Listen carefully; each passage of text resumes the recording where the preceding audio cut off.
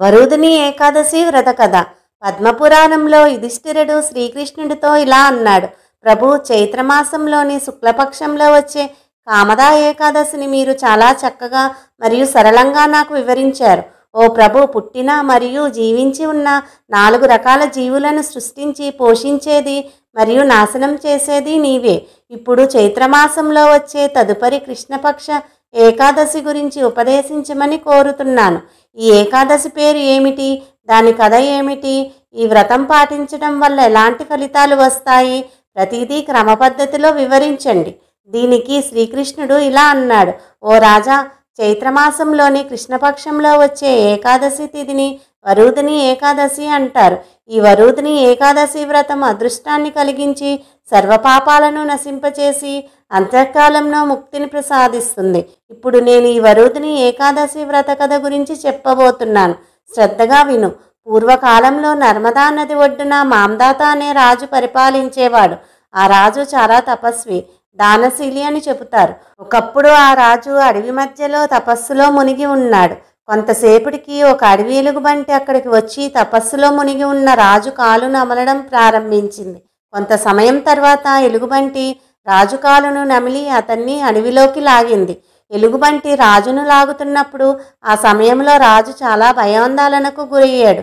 కానీ తపస్సు ధర్మాన్ని అనుసరించి కోపంగా మరియు హింసాత్మకంగా కాకుండా విష్ణువును ప్రార్థించడం ప్రారంభించాడు మరియు భక్తితో ఆయన్ని పిలవడం ప్రారంభించాడు. రాజు పిలుపు విన్న విష్ణువు అతనికి సహాయం చేయడానికి ప్రత్యక్షమయ్యాడు. ఆ తర్వాత విష్ణువు తన సుదర్శన చక్రంతో ఎలుగుబంటిని చంపాడు.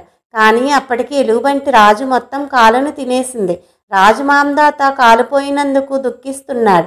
అది చూసిన విష్ణువు చాలా బాధపడి రాజుతో ఇలా అన్నాడు. ఓ వత్స, దుఃఖించవద్దు. ఈ ఎలుగుబంటి నిన్ను ఏం చేసినా అది నీ పూర్వజన్మ కర్మఫలం.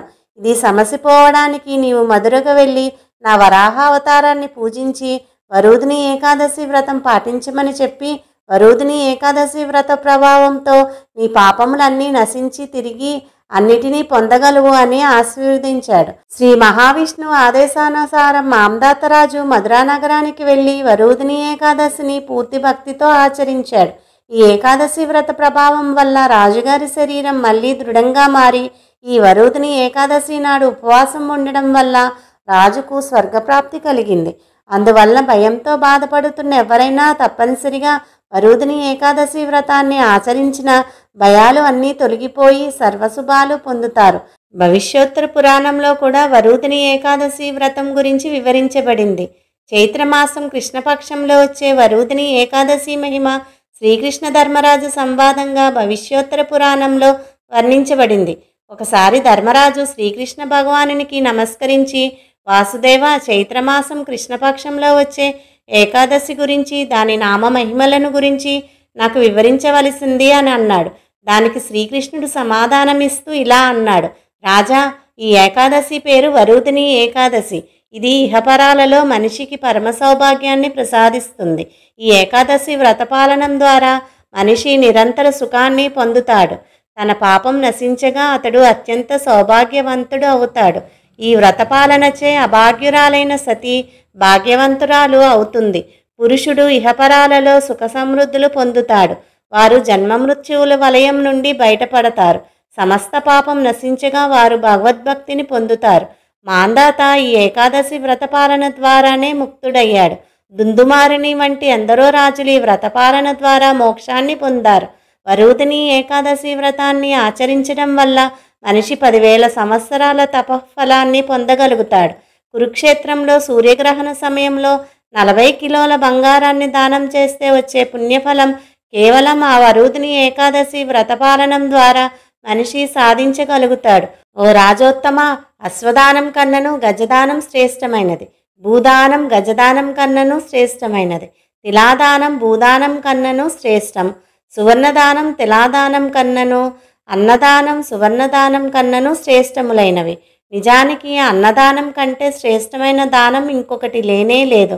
ఓ రాజశ్రేష్ఠుడా, అన్నదానంచే మనిషి పితృదేవతలను, దేవతలను, సకల జీవులను సంతృప్తిపరచగలుగుతాడు.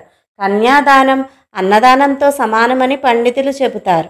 అన్నదానం గోదానంతో సమానమని సాక్షాత్తుగా భగవంతుడే చెప్పాడు. అంతేగాక దానముల అన్నిటిలోని ఇతరులకు జ్ఞానదానం చేయుట అత్యున్నతమైన దానం. వరుదిని ఏకాదశి వ్రతపాలనంచే మనిషి సమస్త దాన ఫలితాన్ని పొందగలుగుతాడు. కుమార్తెను అమ్మి జీవికను సంపాదించే వ్యక్తి నిక్కంగా ఘోర పాపాన్ని మూటగట్టుకుని వాడై ప్రళయానంతరం వరకు నరకంలో పడి ఉంటాడు. కనుక ఎవ్వడను కుమార్తెను తాకట్టు పెట్టరాదు. ఓ రాజరాజా, లోభముచే ఎవడేని కుమార్తెను అమ్ముకుంటే మరుసటి జన్మలో పిల్లి అవుతాడు. కానీ ఎవడైతే శక్తానుసారము కుమార్తెను ఆభరణాలతో అలంకరించి యోగ్యుడైన వరునికి దానమిస్తాడో అతని పుణ్యపరిపాకాన్ని యమరాజు యొక్క ప్రధాన కార్యదర్శి అయిన చిత్రగుప్తుడైనా గణించలేడు. ఈ ఏకాదశి వ్రతాన్ని పాటించేవాడు కంచుపాత్రలో భుజించరాదు, మాంసభక్షణం చేయరాదు, ఎర్రపప్పును, శనగపప్పును, పాలకూరను, తేనె, ఇతరులు వండిన దానిని ఒకమారు కంటే ఎక్కువగాని తినరాదు. ఏకాదశికి ముందు రోజు నుండే మైథున క్రియలో పాల్గొనరాదు. జూదం, నిద్ర, తాంబూల సేవనం, ఇతరులను నిందించుట, పాపితో మాట్లాడుట, క్రోధి అగుట, ఏకాదశి రోజు అబద్ధం చెప్పుట వంటివి ఎంతమాత్రం చేయరాదు. ఏకాదశి మర్నాడు కూడా మనిషి కంచుపాత్రలో భుజించరాదు.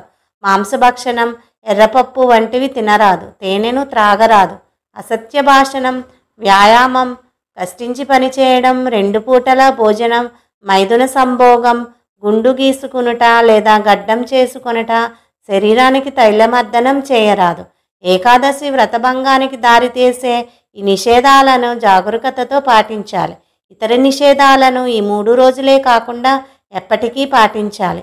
ఈ నియమ నిబంధనలను అనుసరించి వరుదిని ఏకాదశి వ్రతాన్ని పాటించే వ్యక్తి సమస్త పాపదూరుడై పరమగతిని పొందుతాడు.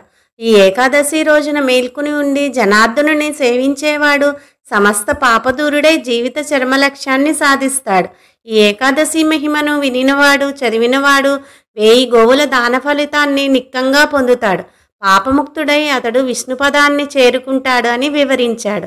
లోకా సమస్త సుఖినో భవంతు.